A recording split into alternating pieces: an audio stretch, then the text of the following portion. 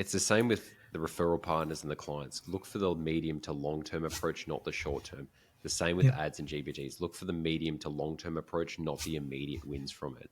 Like, Mm. slow down. You'll go Yeah. there faster. Any shortcut is not the short. The only shortcut is like the long road. Yes. Yep. I get Yeah. You passionate meant. about this because it's just so much crap out there, Oh dude, yeah. and so Oh many yeah. mistakes. And I get work from clients. I'm like, what the hell is this? And like, oh, we said put this through ChatGPT. I'm like, you're wasting my time. Like, be good at what you do. Like, I'm Yeah. good at what I do. I expect the same thing in back. Like, don't be lazy with this. And these models are expecting you, if you're using it for a very specialized use case, you're not just, write a poem in the, like if it was Eminem at a theme park or something, right? Like if you're Yes. not trying to do something fun like that with language, and this is really something very specialized, like data analysis or something, there's only so much training data that's in there, but it's also leaning on you to understand what to ask and that's relevant. Now, some responses are like better than others. Some will say, hey, here's ways to enhance this, or like make sure that you think through this, or this isn't applicable for everybody. I'm hoping that these LLMs start kind of training people to think more critically as well, right? I think there's kind of like an extra bonus out of this is that if people read the whole prompt response, the response rather, they'll start kind of thinking a little bit more clearly about how to think through things. There isn't one answer for everything. There isn't like secrets necessarily. It's just critical thinking. It's really thinking broadly as well as narrowly, depending on the context. And I think those are all things to consider. You mentioned about scripts and codes. There's a lot of content about that, about using these LLMs for creating scripts, and there's also, I think, courses that are coming out now and things like that. And I use it a lot for coding. But here's the thing, guys. I've been learning code before this came along, like for what, 5+ years now. So I can quickly recognize, I can build a really good prompt because I know how I think through the function and through the loops and whatever. And I think through that already. So I get much better answers. But then most importantly, I look at the responses and go, what are you thinking? I would never create the function this way, or like, that is a terrible way to do it. We're not even vectorizing, whatever.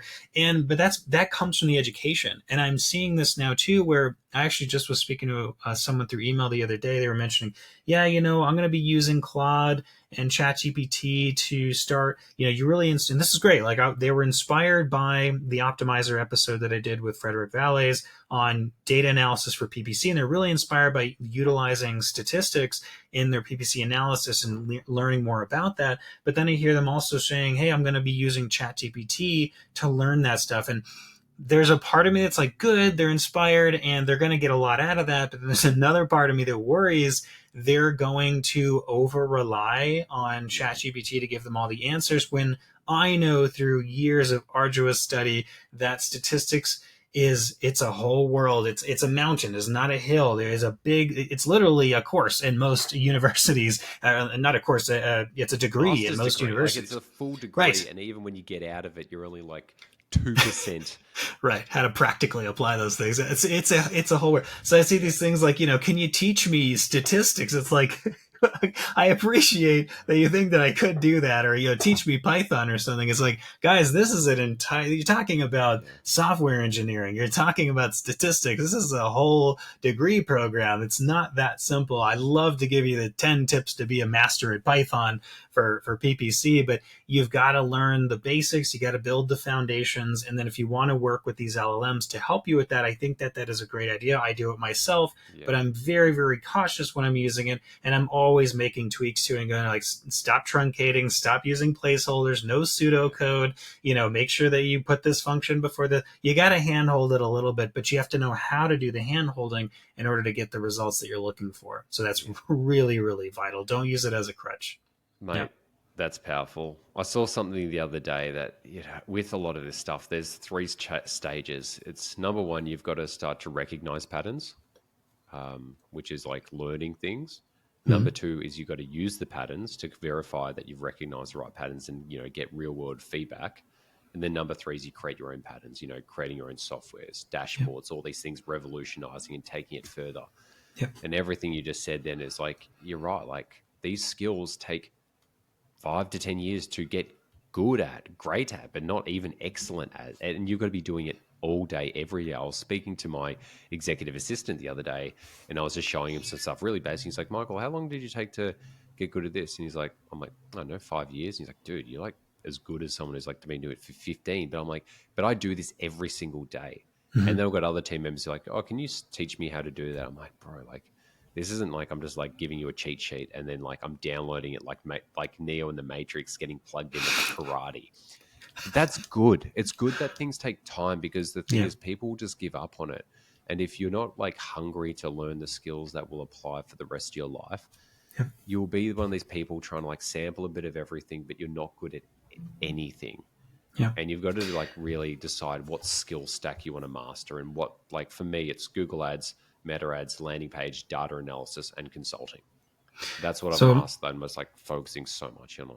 So Michael, I know we're out of time. I wanted to just wrap this up with something that we couldn't record because I was basically on a beach trying to record and there's no Wi-Fi. It wasn't working, but I wanted to put this in one of our episodes, and since it's very relevant to what we're talking about, you and I were talking about shortcuts, right? And a lot of content being sort of food for people who are looking for shortcuts, but the problem is people that are constantly seeking the shortcuts. Let's call it in PPC, mastery of anything, right? They're looking for these hacks, these shortcuts, whatever, to success, but they find themselves sort of running in circles, and they go anxiously from one guru to the next, or one new script to another, or whatever, and they never seem to stabilize. They never seem to whatever. And we talked about this. You don't see surgeons, I mean, maybe, but putting out, top 5 ways to do heart surgery or whatever in 2025, because it's an advanced thing. It takes a lot of sophistication. It's very nuanced thing. It depends on what's going on with the patient, whatever.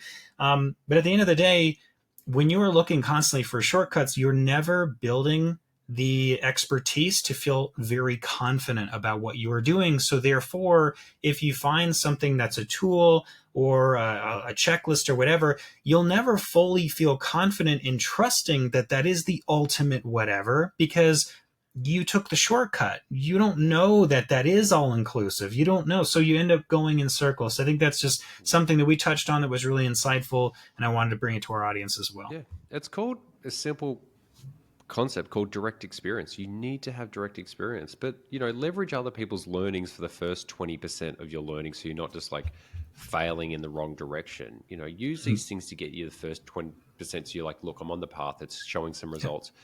But after that first 20%, you got to kill the guru mentality and just think like, I'm walking this path alone. Exactly. Or I'm walking it with my clients and their data, not going, oh, I wish I could look at Michael's accounts and see what he's doing. Like, the clients' accounts you work on, the team members you work with, that is the feedback loop. Now, don't get me wrong, there's a lot of agencies and people have horrible clients and horrible team members, and that's a horrible feedback loop. But also just use results as the North Star. Are we hitting results or not?